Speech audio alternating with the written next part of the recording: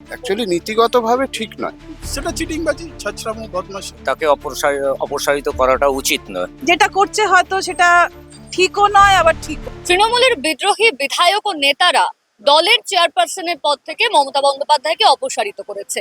নিউটাউনের একটি বৈঠকে বিরোধী দলনেতা ঋতব্রত বন্দ্যোপাধ্যায়ের সম্মতিতে এই সিদ্ধান্তের কথা জানানো হয়েছে।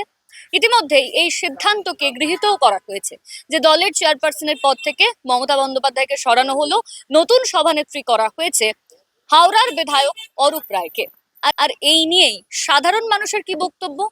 যার দল, যার লোগো, তাকে কি সরানো যায়? কি বলছে সাধারণ মানুষ? আসুন কথা বলে নিই। অ্যাকচুয়ালি এতগুলো এমএলএ সব কিছুই মমতাকে সামনে রেখে জেতা হয়েছে, তারপরে তারা ছেড়ে দিয়ে অন্য দল করা, এবং মমতাকে মানে উপদেষ্টা হিসাবে তাকে আমন্ত্রণ করা। হ্যাঁ, তারপর যাই হোক, তারপরে এদিক ওদিক অভিষেক বন্দ্যোপাধ্যায়কে সাসপেন্ড করা, তো এইটা তো ঠিক নয়। অ্যাকচুয়ালি নীতিগতভাবে ঠিক নয়। আইনে কি আছে না আছে সেটা আমরা জানি না, আমরা অতটা আইন বুঝিও না, এবং পাশাপাশি পলিটিক্সটাও বুঝি না।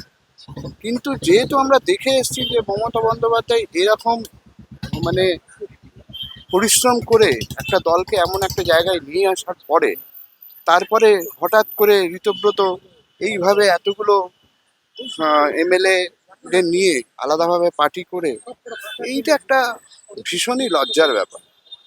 এটা কেউই, আশা করি, আমার ব্যক্তিগত মতামত, বিভিন্ন লোকের বিভিন্ন মতামত হতে পারে, এটা ঠিক মেনে নেওয়া যায় না। এই আর কি, যা চলছে তাই চলবে আর কি, আমাদের সবকিছুই মেনে নিতে হবে।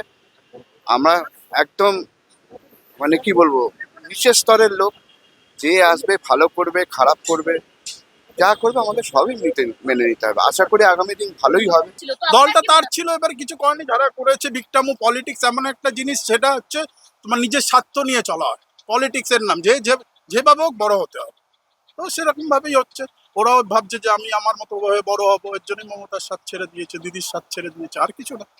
তো এই বিষয়টাকে আপনি কিভাবে দেখছেন? এটা কি ভালো হলো? মানে যার দল, যার লোগো, তাকে কি ছেড়ে দেওয়া যায়? সেটা চিটিংবাজি, ছাছরামো, বদমাশি। আমার মতে বলে তাকে অপসারিত করাটা উচিত নয়। কেন, প্রথম কথা, উনি এর মধ্যে মানে যত রকমের গন্ডগোল বা যা কিছু হয়েছে তার মধ্যে উনি ইনভলভ নয়, কিন্তু ওনার আশপাশের লোকগুলো হচ্ছে ইনভলভ। ফলে কি হয়েছে, যেহেতু ওনার দল, উনি তার মধ্যে ইনভলভ হয়ে গেছেন, কিন্তু উনি ডাইরেক্টলি কোনোটাতেই ইনভলভ না, বা ওনার ক্যারেক্টার ওইরকম ধরনের নয়। এটা আমার মনে হয়, আমার ব্যক্তিগত মতামত আমি বলবো। আমরা পারিপার্শ্বিক যেগুলো দেখছি সেগুলো দেখে এগুলো তো মানে মানে কি বলবো, যা আমরা চোখের সামনে দেখছি সেগুলো কি দিদি জানতেন না? মানে যে ঘটনাগুলো আমরা সামনে দেখছি, যেগুলো সাংবাদিকরা উদ্ধার করছে বা যাদেরকে ধরছে, তা সেই পরিপ্রেক্ষিতে দল সিদ্ধান্ত নিয়েছে তাকে অপসারিত করার। এবং কালকে আমরা দেখলাম যে, খবরেই দেখেছি যে অভিষেককে সাসপেন্ড করেছে। কিন্তু দল সিদ্ধান্ত নেয়নি, না, এটা নতুন করেছে, এটা ঠিক সেই কথাই, কারণে কিন্তু বলা হচ্ছে মমতা বা হ্যাঁ, অভিষেক। তারা দেখুন মানে কি বলবো, সবটা তো সবাই সব দেখছে, এবং দেখে হয়তো তারা সিদ্ধান্ত নিয়েছে, হয়তো অপসারিত করার কথা তারা ভেবেছে হয়তো। আমরা শুধু জনগণ মাত্র, আমরা দেখতে পারি, বলতে পারি এইটুকুনি পর্যন্ত। এবং দলের ভেতরে কি হচ্ছে না হচ্ছে বা বিধানসভার ভেতরে কি হচ্ছে না হচ্ছে সেটা তো আমরা বলতে পারবো না, এইটুখানিটাই ব্যাস। কিন্তু আপনার কি মনে হয়, যার দল, যার লোগো, তাকে বাদ দিয়ে কি? হ্যাঁ, এটা ঠিক কথাই, সেই দলটা তৈরি করেছিল, তাকে অস্বীকার করা যায় না একদমই, কিন্তু হয়তো কি বলবো মানে যেটা করছে হয়তো সেটা ঠিকও নয় আবার ঠিকও। দলের চেয়ারপারসনের পদ থেকে সরানো হয়েছে মমতা বন্দ্যোপাধ্যায়কে, অর্থাৎ প্রাক্তন মুখ্যমন্ত্রী মমতা বন্দ্যোপাধ্যায় আর চেয়ারপারসনের দায়িত্বে নেই। সাধারণ মানুষ তাদের বক্তব্য যে যে সিদ্ধান্ত নেওয়া হয়েছে সেই সিদ্ধান্ত ঠিক, কারণ বহুদিন ধরে অন্যায় হয়েছে, অবিচার হয়েছে, দুর্নীতি হয়েছে, তারই ফল পাচ্ছেন মমতা বন্দ্যোপাধ্যায়।